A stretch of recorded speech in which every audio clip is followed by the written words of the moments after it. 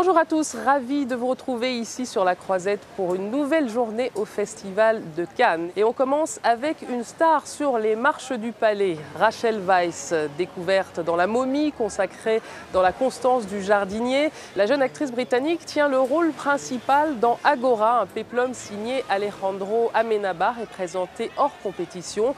Amenábar, brillant réalisateur espagnol qui avait reçu l'Oscar du meilleur film étranger en 2005 pour Mar Adentro.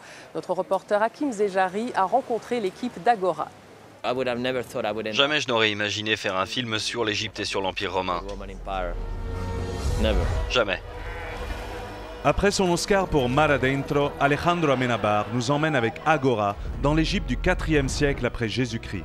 Ce voyage ambitieux nous plonge dans la ville mythique d'Alexandrie, où la révolte des chrétiens gronde et secoue la ville symbole de la tolérance entre les cultures. Un grand spectacle qui risque de déclencher une polémique avec l'Église catholique. Ce n'est pas un film anti-chrétien, je pense que c'est un film antifondamentaliste. Le film raconte l'histoire d'une personne athée ou de quelqu'un qui n'était pas chrétien et qui a été tué avec les chrétiens, tué juste à cause de ça. L'héroïne martyre de cette ancienne civilisation est Hypatie, une brillante astronome qui tente de préserver le savoir sacré de la grande bibliothèque, désormais menacée par la colère et l'obscurantisme des insurgés chrétiens. Jésus nous apprend « Heureux sont les simples d'esprit, car le royaume des cieux leur appartient ». C'était un concept radical, socialiste, selon lequel tous les hommes sont égaux. Et cette culture très civilisée en Alexandrie avait des esclaves. Je veux dire, c'est quand même paradoxal. Le film montre des chrétiens distribuant du pain et aidant les plus faibles. Je pense qu'il montre des aspects magnifiques de la chrétienté. Je pense que c'est vraiment quand l'Église a cessé d'être simplement gentille et a commencé à obliger les gens à croire qu'est apparue la violence.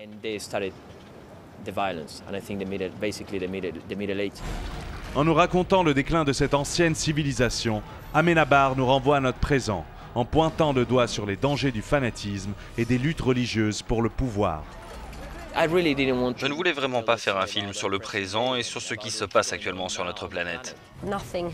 Rien n'a changé. Bien sûr, nous avons fait des progrès technologiques, par exemple. On peut aller sur la Lune et voir la Terre du ciel.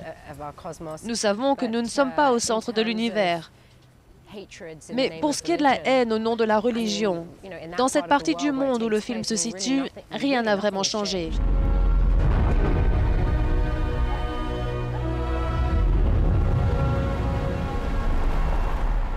Être en compétition à Cannes pour un réalisateur, ce n'est pas toujours facile. Au-delà de l'honneur, bien sûr, d'être sélectionné, il faut être prêt à affronter la redoutable critique cannoise. Le Philippin Brilante Mendoza a ainsi dû essuyer des huées en projection officielle pour son film Kinatay, qui ne méritait pourtant pas un accueil si catégorique. Le film raconte comment un étudiant en criminologie se fait enrôler par un gang pour une mission très spéciale. Alors c'est vrai, le parti pris est radical. La moitié du film se déroule dans une camionnette la nuit. Notre consoeur du canal anglophone Yves Jackson a rencontré Brilante Mendoza. Avant de la retrouver, je vous propose de découvrir un extrait du film.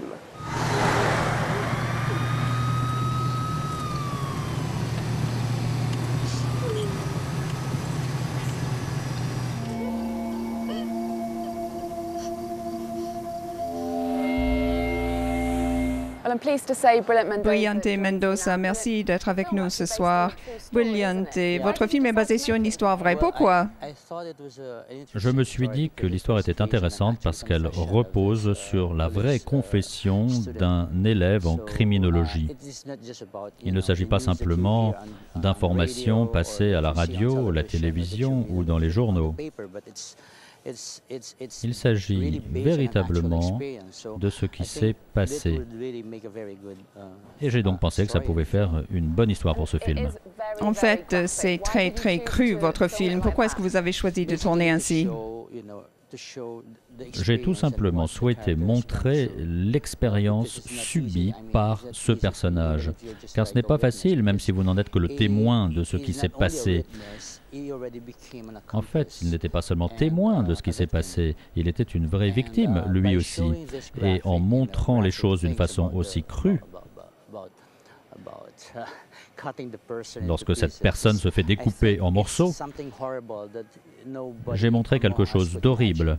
On ne peut pas imaginer que ça se produise, mais ça se produit réellement. Et lorsqu'on le voit cela de façon crue à l'écran, c'est une expérience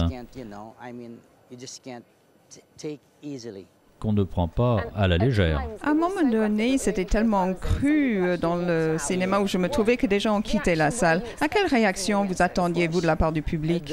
Bien sûr, ce film n'est pas facile, on ne l'apprécie pas facilement. Je ne m'attends pas à ce que les gens sortent de la salle de projection et se disent « Oh, j'adore ce film !»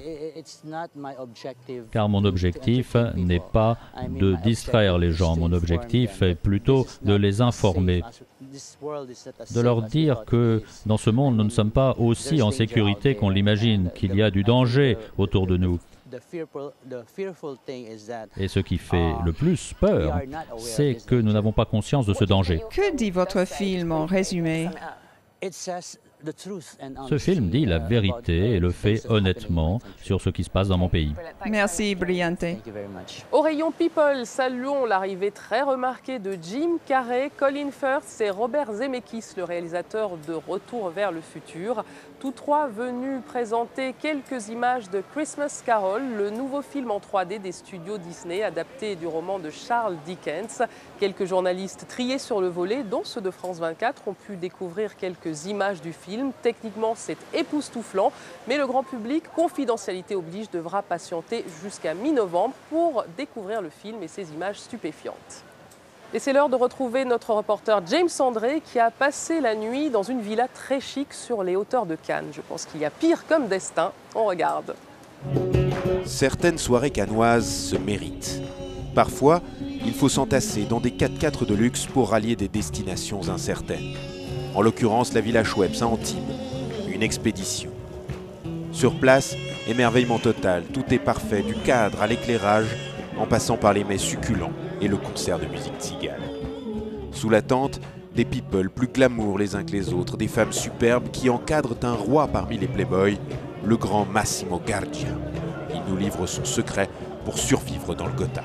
Moi j'ai l'enthousiasme, la curiosité des gens, des histoires. Et en effet, dès que je commence à parler avec une personne, après un quart d'heure, la personne me raconte sa vie sexuelle, sa vie amoureuse, parce que j'adore ça, savoir ce qu'il y a derrière chaque personne.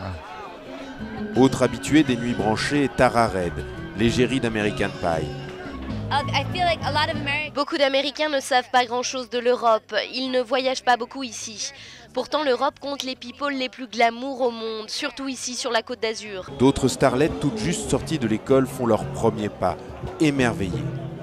Je lis beaucoup de magazines aussi, beaucoup de chaînes télévision, tout ça. Et puis maintenant, j'y suis. Puis it's amazing. À la clé, il y aura sûrement des contrats. Laissons nos people en comité restreint. L'heure est venue de rallier la croisette.